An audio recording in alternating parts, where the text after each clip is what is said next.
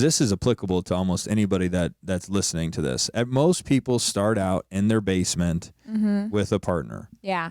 But what they don't realize is that if they are truly motivated people, they're going to build a behemoth. Mm-hmm. And then they're going to go, we've outgrown each other. Right. And then they're going to look at each other and go, well, how do we split this behemoth up?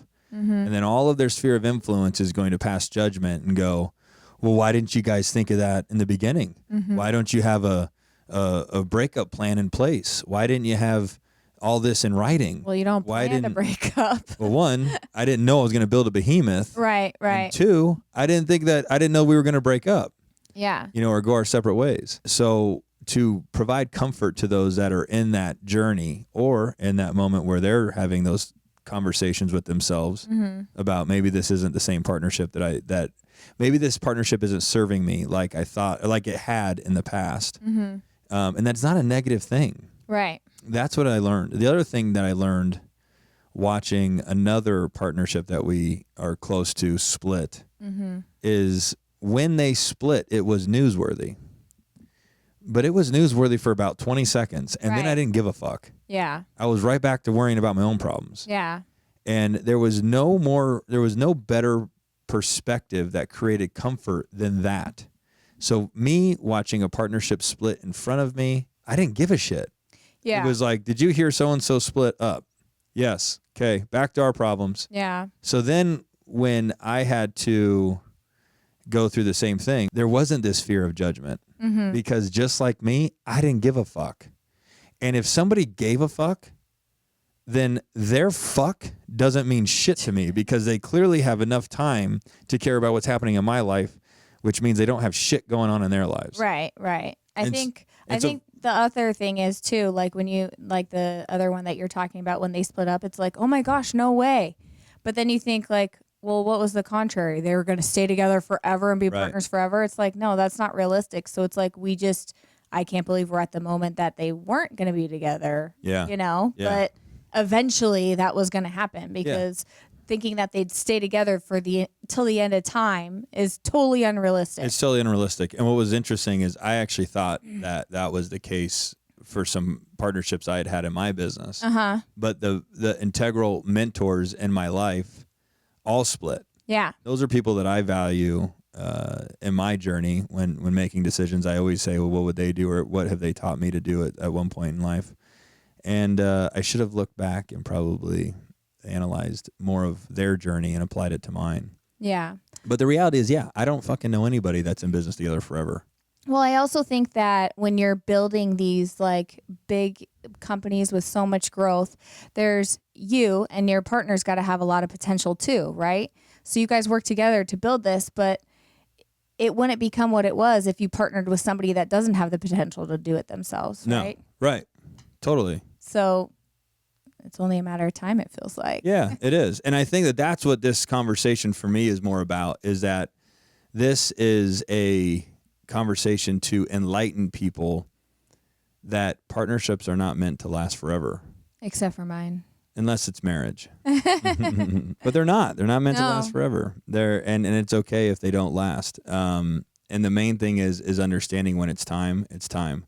And what I've learned is every time that I've had to make a split with somebody, I've had exponential growth afterwards. Yeah. I remember I had a gentleman come in here and say, man, Josh, seems like every relationship you have with somebody, it doesn't seem like it ends well, but I'm not seeing that because I see you and I see a good person. So what am I missing?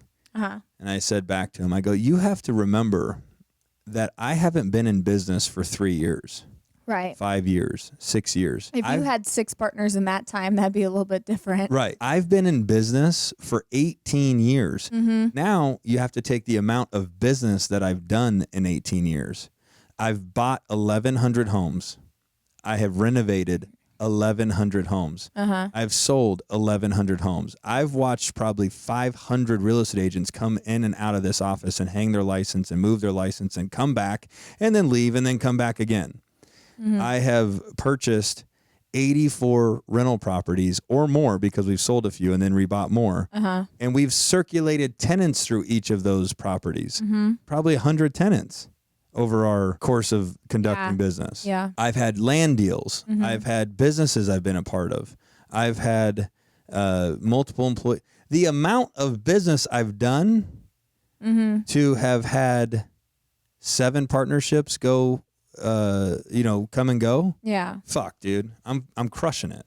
Yeah. And it's about growth too. It's like, with your original partner, you can't stay there forever. You're not going to grow. And if you're too oblivious to recognize that you've outgrown each other, then you're suffocating your growth. Right. If you're holding together just so that you can stay together, then you're not truly focused on growth. You should be scrubbing the decision to stay together. Are we still growing? Is this the direction that we want to be going?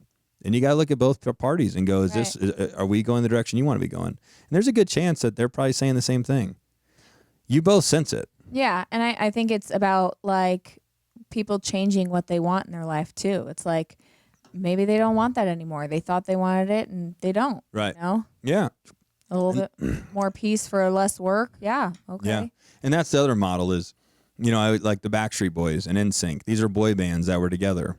Yeah. For all 6, 7, 8 members, you'd probably know. Right. How many members? No, NSYNC. 10. Well, 5 in NSYNC. Okay, 5 in NSYNC. 10 in Backstreet Boys? No. You were saying both of them. So, so 10 total. I added them together. Right, just focus on NSYNC. We don't want to give Backstreet Boys any credit. No love for the Backstreet Boys. No love. So NSYNC, there was 5 members. Yeah. For them to make any money, they got to do like 50 concerts a year and tour the whole United States or world. Right. Versus if Justin Timberlake peels off, goes and does 4 concerts, he makes the same amount of money. Yeah. So then if he does 10, he doubles his money. Right. If he does 20, now he triples his money. And they can all go do the same thing. They can all go do the same thing. Yeah. So what did the leave do for us is first what I always have to establish is it's a non-emotional experience. You get back in the driver's seat and you go and you drive. And you just focus on driving. You focus on staying in the zone. You focus on the productivity. You don't get stuck in your head and the emotion and the bullshit and the drama. All that does is fuel that flame. Yeah, I don't think that's what it is. I think it's you just have to become more like hyper aware. Like, okay, where are these holes if I need to fill them? Not even worrying about what's already happened. Right. No, exactly. What's happened. Now it's focused on where are the holes. Moving forward. Yeah, you start paying attention to your landscape. Where's the potholes? Yeah. Where's the potholes? When you see one, you immediately fill it. Yeah. And so here we are, I don't know, a month and a half, 2 months later, month and a half probably. Yeah, month and a half. And all the holes in my boat are full or filled. Yep. And we're back to jamming. Yeah. And so I think what is really powerful in this podcast is for anybody listening gets to take away life lessons on how to handle these breakups. Yeah. Is these splits. I don't even know the right word for it.